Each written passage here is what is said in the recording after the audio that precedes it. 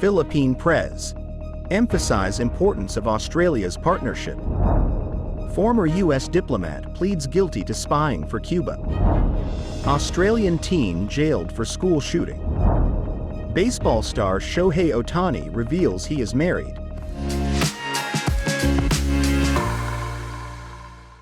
Hello, I'm Wade Lee. Thank you for joining us on Funday News. It is Friday, March 1st, and here are your top stories. Philippines President Ferdinand Marcos Jr. told Australia's parliament on Thursday that the strategic partnership between the two nations was more important than ever with the rule of law and peace in the region under threat from China. Marcos told a special joint sitting of the two chambers during a state visit that the Philippines would not allow a foreign power to take even 1 square inch of our sovereign territory.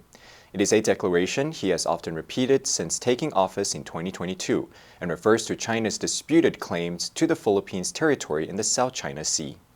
Marcos said Australia and the Philippines need to band together against new challenges to the region's peace and stability, as they had against Japanese forces during World War II.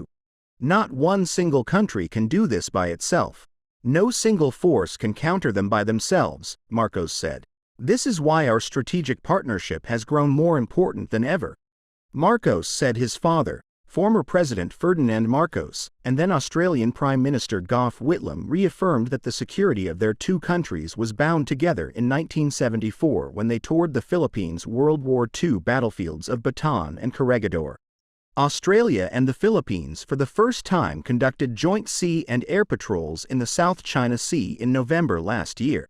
A former career U.S. diplomat who has served as a U.S. ambassador to Bolivia has pleaded guilty to working as an agent of Cuba for more than 40 years.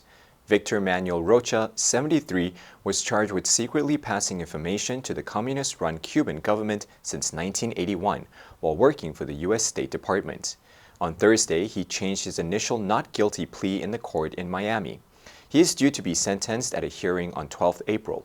The move brings one of the highest-profile espionage cases between Cuba and the U.S. to an unexpected rapid conclusion. Thursday's court hearing was supposed to be about how to handle classified documents involved in the case. But instead, Mr. Rocha, his lawyers, and prosecutors acknowledged that a plea deal had been struck.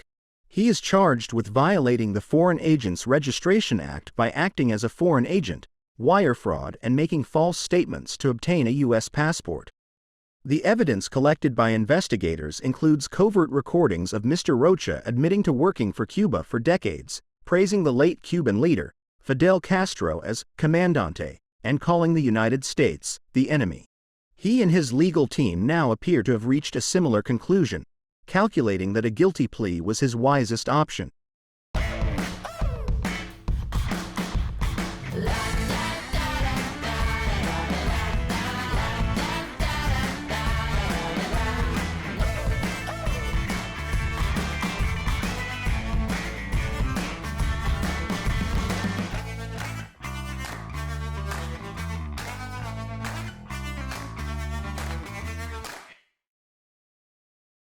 A teenager has been jailed for carrying out what is thought to be Australia's first school shooting.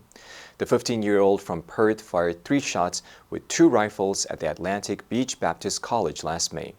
Staff and students were left cowering in cabinets and under desks before police eventually arrested him. The judge who sentenced him to 3 years in juvenile detention said good luck had prevented a tragic outcome. No one was hurt in the shooting, which is believed to be the first of its kind in Australia. Lawyers and Perth's Children's Court Judge Hilton Coyle were unable to find any records of a similar case anywhere in the nation. Simon Freitag, the boy's lawyer, had asked Judge Quayle to consider a non-custodial term as his client was suffering from depression at the time and had undiagnosed autism spectrum disorder. He added that the boy was despondent due to a failed relationship and rumors that were being spread about him. 2 of the shots he fired struck buildings as the school, located in Perth's northern suburbs.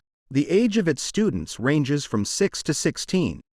The boy then called police and said he intended to kill people and myself, but had changed his mind as he did not want his siblings to be related to a killer. Police then arrived and arrested him. He had taken 2 hunting rifles and ammunition from his father's gun cabinet and driven to the college's car park, where he opened fire on the 24th of May 2023. Baseball superstar Shohei Ohtani, one of Japan's most eligible bachelors, has announced that he is married, stirring a frenzy on social media. The Los Angeles Dodgers star announcement came as a shock as he has closely guarded his private life. "I wanted everyone to know I am now married," the 29-year-old said on Thursday in an Instagram post.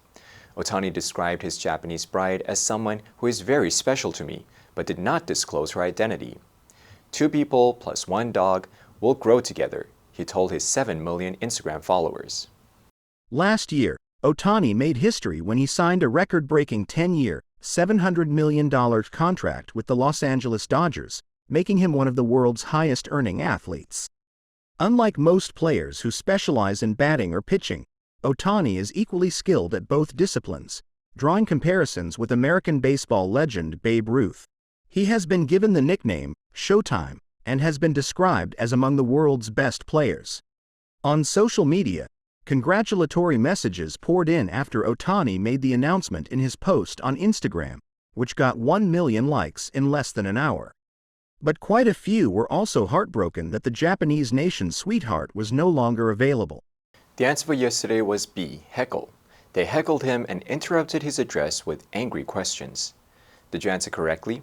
Now let's delve into the news of baseball star Shohei Ohtani reveals he is married. Number 1, eligible. 有资格的,合格的,具备条件的.